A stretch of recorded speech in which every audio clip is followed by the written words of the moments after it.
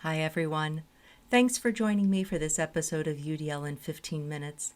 Instead of a photo montage, this episode includes a crosswalk tool that my guest describes and kindly made available. You can find that and other resources at theudlapproach.com/podcasts under episode 68. Happy listening.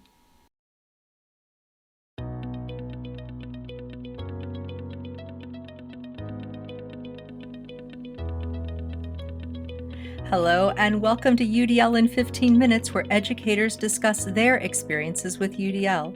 I'm Louie Lord Nelson, UDL author and leader. Today, I'm talking with Rene Sanchez, who is the superintendent of Champlain Valley School District, which serves 5 towns near Burlington, Vermont. Those 5 towns are Williston, St. George, Shelburne, Heinsberg, and Charlotte.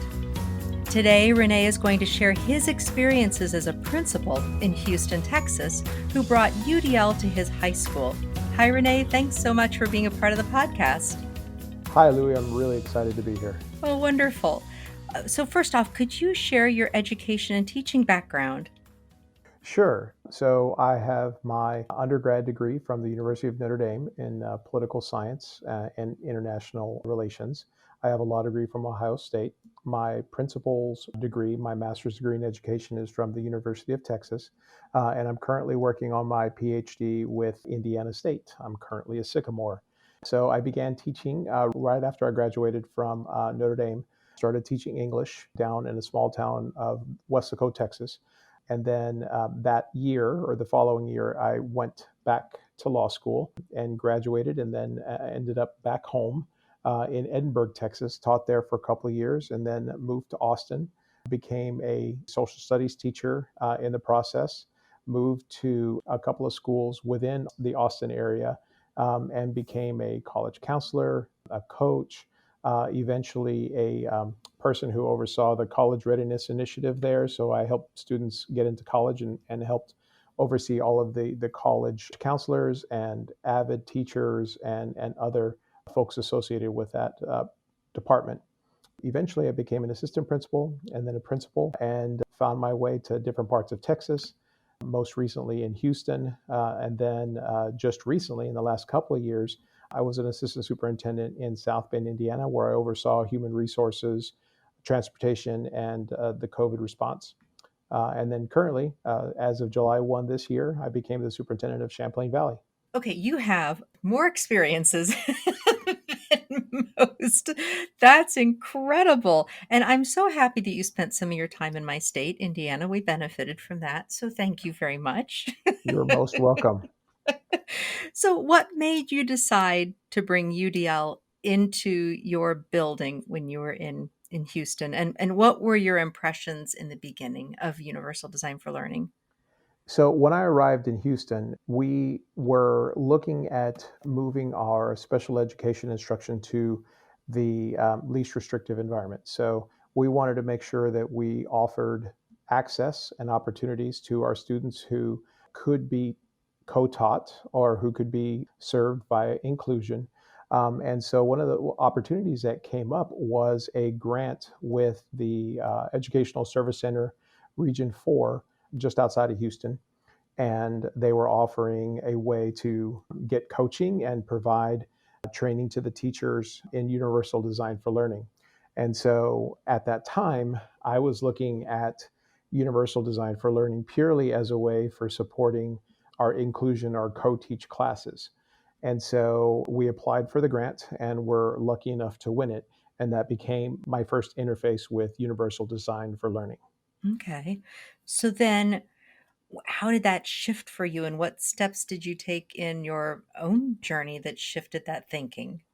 So the first year was a little rocky because the people who were administering or overseeing the grant on the campus level were still struggling to understand what it truly meant, what it truly offered for students.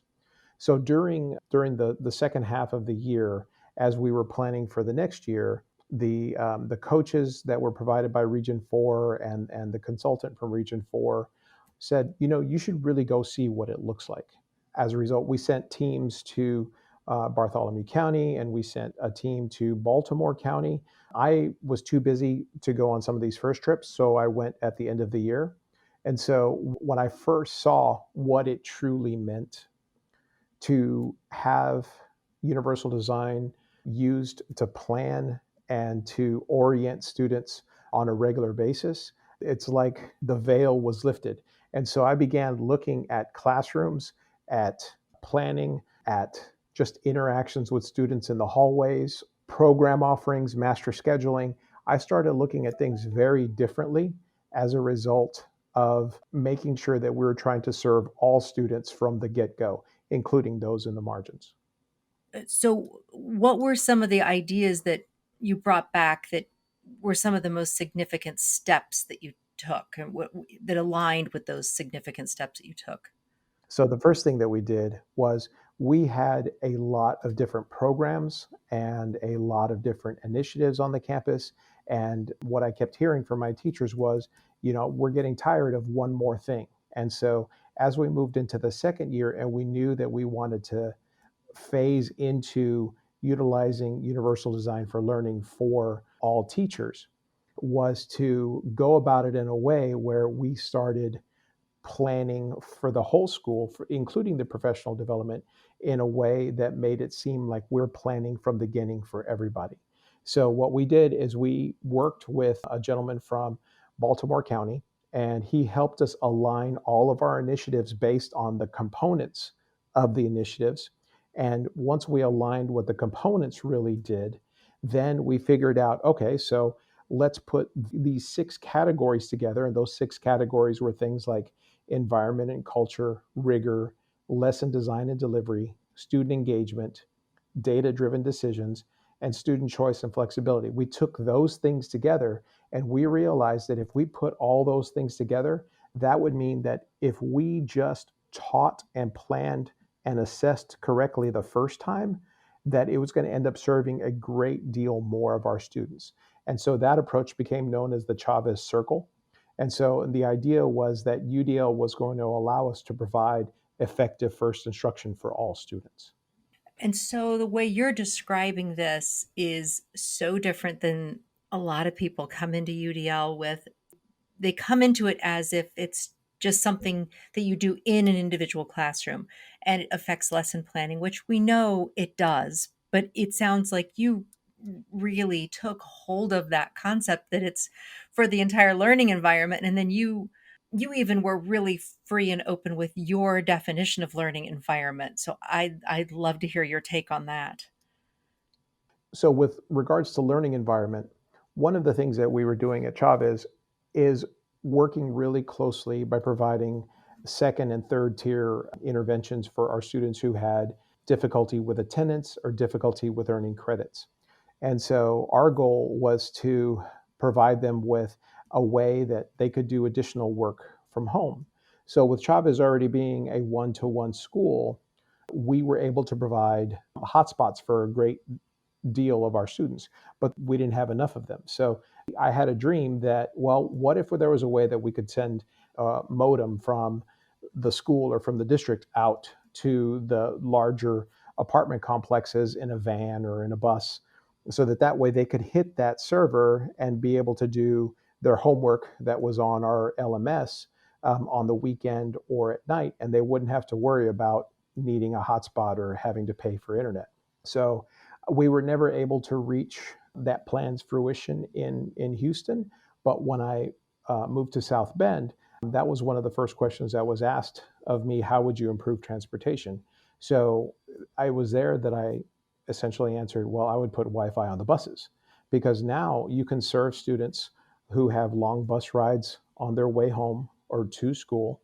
You can serve the athletes or others who are on field trips who are either on their way to events, or let's say it's an event where they have to sit and wait, like a tennis tournament or a track meet. They can get back on the bus and do the homework that they're missing. And then the other option is we could also take it to parks, to city parks. We can take it to apartment complexes and post them up there, so that way students who don't have access to internet can use them. And so the superintendent really liked that idea. We got it board approved. we were able to get everything purchased and installed. And we started putting them on the road in February 2020. And then on March 17th, 2020, we closed down because of COVID. But thanks to our IT department able to get everybody Chromebooks that they could take home and use, we were able to deploy our 22 buses essentially the second day of the close down, so that way students could hit our LMS and they could do their assignments and turn them in. And so we were able to send them out to 22 spots around the city so that students could do their work. That's incredible. So, just kind of going off a little bit, did you guys ever have pushback from anyone around having, the internet availability on the school buses, and they thought, the kids aren't going to use that appropriately? And how did you work around that? And was there support given to the students on, how to use this as a way to work toward becoming an expert learner, or however it was phrased, of course? So I would say that because we started using them in such a fashion, and the superintendent had a great idea. We originally had a band on the Wi-Fi that was purely tied to the Chromebook, so only Chromebooks could use the Wi-Fi.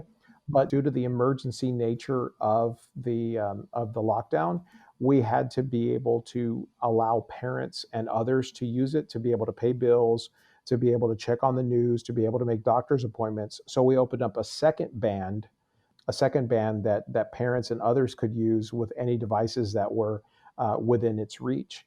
And as a result, to my knowledge, in the time that we were doing this, that we never received any kind of, what if they do something wrong with it. That's just an incredible level of community outreach. I'm glad it was showcased. I believe it was, and you can share that. But from where I'm sitting in my little seat, it's a brilliant outreach to the community and a partnership with the community. And I can't help but believe that it created an additional level of goodwill that might not have been there previously, just because of the detachment that can come when a community isn't so connected to a school district through having their kids there. So, but it was profiled, wasn't it? Yes, and thanks to the profiling in the national and even international media, initially our foundation gave us some money for 10 more units, and then we matched that. So at the start of the second year, at the start of the 2021 year, we had 42 buses. And then thanks to the governor's GEARS grant and a partnership with the city of South Bend, we were able to put it into the grant. And so now South Bend has all 200 of their buses outfitted with Wi-Fi. That's incredible.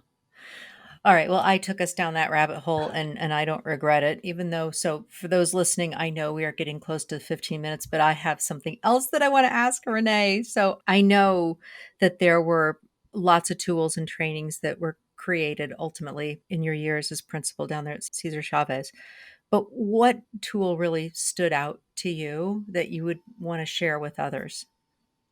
So, Louis, I think as we became further trained and began to further understand what the guidelines meant for our students, and as we made Chavez into a better learning environment for all students, we began to realize that there was a way for us to crosswalk the Universal Design for Learning guidelines, the International Baccalaureate framework, and then the Positive Behavior Intervention and Support framework, so that way our teachers could understand, again, even more so, that we were still trying to make sure that our effective first teach or effective first instruction was the most important thing that we were trying to do. Because with the International Baccalaureate, we were able to serve not just the students who were going for the diploma, but we also created a pathway for our students to get their career program diploma. And then also we enabled students who were going to be able to do well on the language tests. They were able to learn the framework not only through UEL, but also through the International Baccalaureate framework. And then with the Positive Behavior Intervention and Supports framework, it's recognizing that some students need additional help, additional support throughout the learning process, whether that takes place in the classroom, it takes place in the hallway, or even in some cases across the street in the Foodorama parking lot. So It's just a matter of making sure that UDL, with its basis in equity and inclusivity, and bringing all of these pieces together, putting that in a way that educators and students and parents could understand, was very critical in our success. So making sure that everybody understood this is what we're trying to accomplish, and this is the framework from which we are trying to lead the students down this path of success. Nice. So is that an artifact that we could maybe post on the website for people to see? I have the Chavez Circle that I can share with you. I'll just need to find the framework. Okay. Oh, that'd be fabulous. Okay, I am going to ask one last question Sure. because now that you have this role as superintendent, and I'm sure you have visions of bringing and supporting others in their learning about UDL, what structures are in place that are going to help you bring UDL to CVSD? So, Vermont is a wonderful state in which to be a superintendent or an instructional leader or a parent, as I've got three kids in my school district. And so, Vermont is very forward looking. They are offering things like personalized learning, proficiency based learning, social emotional learning, and multi tiered systems of support. So, unlike other places where these are recommended opportunities that districts can have for their students, these opportunities are codified into state law. So for us, we need to make sure that as a district that we're working towards successfully implementing these pieces. The second piece is that as part of the personalized learning and proficiency-based learning is that high school students in particular are offered these flexible pathways where they can choose how they are going to graduate from high school with the requisite number of credits and the requisite number of learnings that they need in order to graduate. So having these options available as a starting point makes me really excited as a superintendent that Vermont is already talking the language about flexibility and personalized learning and making sure that we create these expert learners that are purposeful and motivated and that they have the strategies and the goals needed for them to be successful. And as a parent, I'm fired up about having these available for my own children. Oh yeah, I bet you are. That is wonderful to move into a place and go, "Oh my gosh, this is already in place." And to know that others have been benefiting from that for years, and so it is in place. That's just fabulous. Well, Renee, thank you so much for your time. I've kept you over, but you kept giving us more, so I really appreciate that. Thank you so much. Louis, it's been an absolute pleasure. And when you get me started talking about UDL or leadership, I'm going to just keep talking. Well, that's great. We all benefit. Thank you so All much. right. Thank you. So, for those listening to this podcast, you can find supplemental materials like an image montage with closed captioning, that montage with audio descriptions, a transcript, and an associated blog at my website, which is theudlapproach.com/podcasts. And finally, if you have a story to share about UDL implementation for UDL in 15 minutes, contact me through theudlapproach.com. And thanks to everyone for your work in revolutionizing education through UDL and making it our goal to develop expert learners.